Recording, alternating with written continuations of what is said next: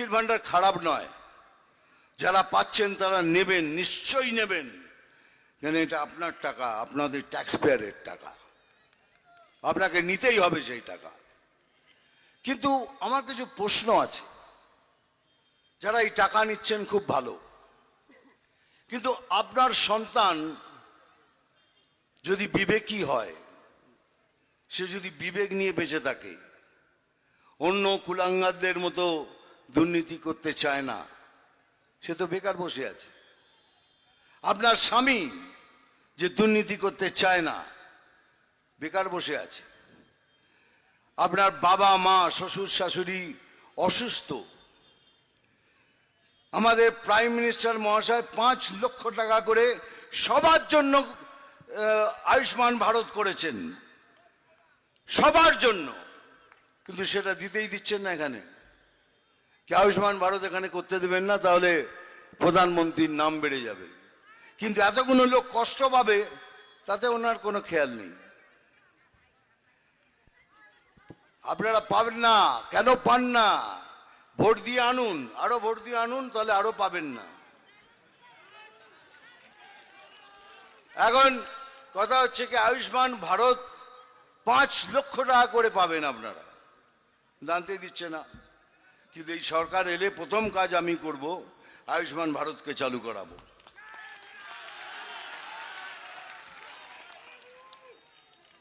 তাহলে কি অবস্থা দেখুন, একদিকে বিবেক আর এইদিকে বিবেকহীন। যারা তৃণমূলের কার্যকর্তারা, স্পেশালি যারা হিন্দু কার্যকর্তারা, যারা এসব দুর্নীতি করে বেড়াচ্ছেন, তাদের তো বিবেক বলে কোনো জিনিসই নেই। চুরি করলেও বিবেক নেই, দুর্নীতি করলেও বিবেক নেই। এখানে কি আছে বলুন তো? না উদ্যোগ আছে, না কারখানা আছে, না চাকরির ব্যবস্থা আছে, না শিক্ষা আছে, না স্বাস্থ্য আছে, কিচ্ছু নেই। এক্সেপ্ট দুর্নীতি এই রাজ্যতে কিচ্ছু নেই। তাহলে কি করব? কি করব আমরা? তাহলে একটাই কাজ আমাদের, এক ছাতার নিচে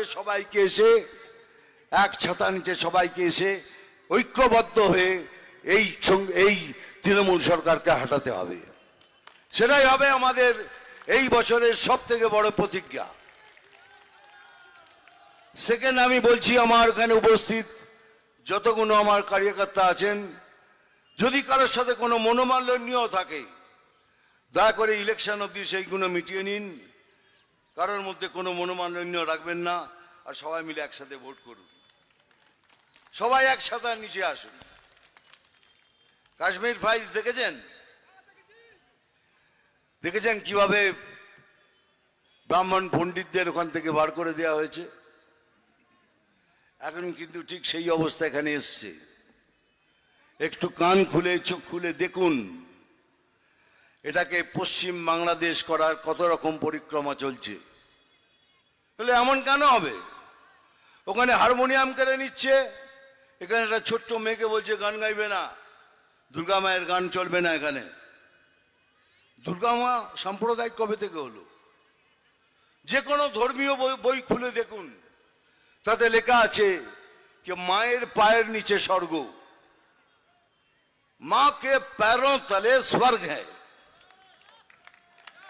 अगर मां के पैरों तले स्वर्ग है तो मां सांप्रदायिक हलो की करे? किंतु मां सांप्रदायिक। तारपर किछुदिन आगे आरेकटी मेयेके मधुमंती बोले ताकेও হুমকি দেওয়া হয়েছে এখানে মায়ের গান চলবে না। তার মানে ধীরে ধীরে শুরু হচ্ছে বাংলাদেশের সমস্ত কার্যকলাপ। এমনকি হিন্দু জাগরণ মঞ্চ দীপু দাসকে জানানোর জন্য তারা একটা প্রতিবাদ মিছিল বার করেছিল। পুলিশ তাদের মেরে মাথা ফাটিয়ে দিয়েছে, 18 জনকে গ্রেপ্তার করেছে, তার মধ্যে 7 জন মহিলা ছিলেন। তাহলে আমরা প্রতিবাদও করতে পারবো না? বাংলাদেশের প্রতি আপনার এত ভালোবাসা, বাংলাদেশে হচ্ছে তা আমাদের লোকদের মারছেন। সেজন্যই বলছি সময় এসে গেছে, এখন জাগুন, একসাথে হন, ঐক্যবদ্ধ হয়ে ভোট করুন। আমি শুধু আপনার নিজেদের লোকদের বলছি না, আমি যারা কমিউনিস্ট, তাদের মধ্যে যারা হিন্দু আছে, হিন্দুত্বকে বিশ্বাস করে, তাদের আহ্বান করছি, যারা কংগ্রেস আছেন তাদেরও আহ্বান করছি, তৃণমূলের মধ্যে যেসব হিন্দুরা তাদের মধ্যে বিবেক আছে তাদেরও আহ্বান করছি, আসুন একসাথে মিলে আমরা এই সরকারকে এখান থেকে উচ্ছেদ করি।